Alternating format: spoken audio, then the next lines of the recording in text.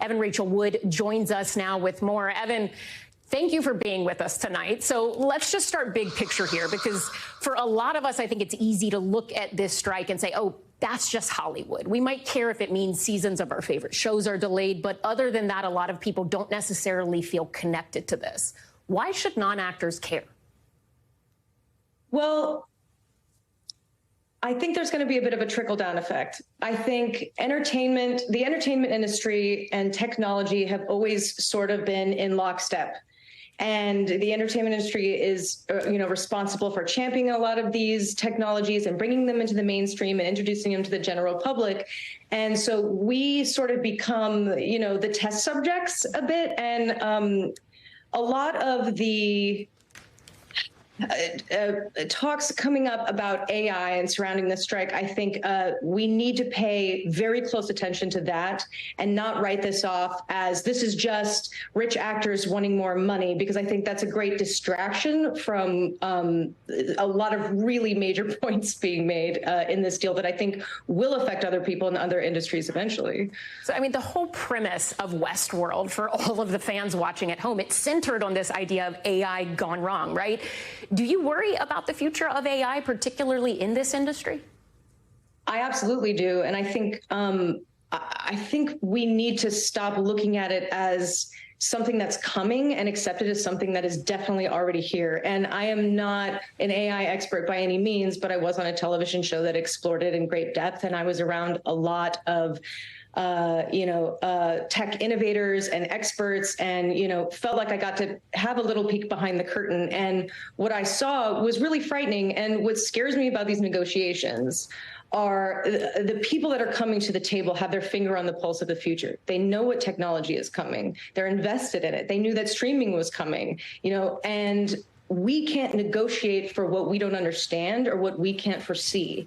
And I think right now we're at a precipice where it's sort of like before we knew what the internet was and before we knew what that was capable of. And so imagine trying to negotiate protections from the internet when you don't even really know what it is or what's coming, but the other people at the table do. And that feels like an unfair advantage. Let's talk about streaming, which you just mentioned. I mean, when you think of the last actors' strike, I think it was before Blockbuster even existed, much less Blockbuster closing and then also streaming starting. So how has streaming changed the industry? What have you seen over the years? I've been doing this since I was 4 years old, over 30 years now, and I have seen and felt a major shift in the industry that has been confusing for me in a lot of ways because I owe so much to the industry, but there's a lot of changes and things being made that I don't necessarily agree with. But I think the main thing that a lot of artists have felt from streaming is the fact that there seems to be more exposure and less money, and that's not really computing for a lot of people, and I don't think it would in any business sense. And so there's a lot of questions coming up with that, and I think there's a lot of confusion around the fact that deals were made before we knew that certain things were coming in and that streaming was going to become such a large part of our industry. And now is the time that we need to be on guard and protect ourselves. Otherwise, we're going to get locked into something that could take years and years to undo. And so I think I feel artists are very scared and on edge right now. Disney's CEO, Bob Iger, was recently on CNBC and had some pretty strong pushback for these negotiations. Let's listen to what he had to say, and then we'll talk right after. There's a level of expectation that they have that is just not realistic.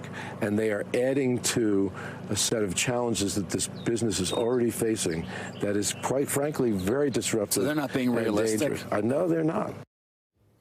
What do you make of that, Evan? And just looking ahead a month, 2, 3 months, how do you see this strike ending?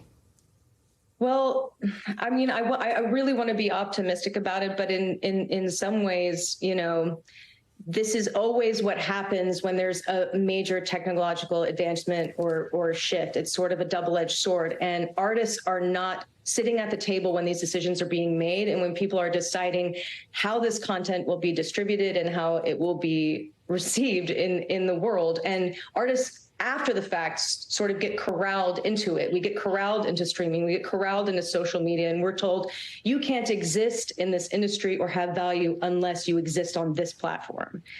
And I think this is where people are getting a bit fed up. But I think this is also where he has a point in that we aren't in these conversations. We're not a part of this. And there's so much that we don't know and can't foresee. And so they have an advantage over us.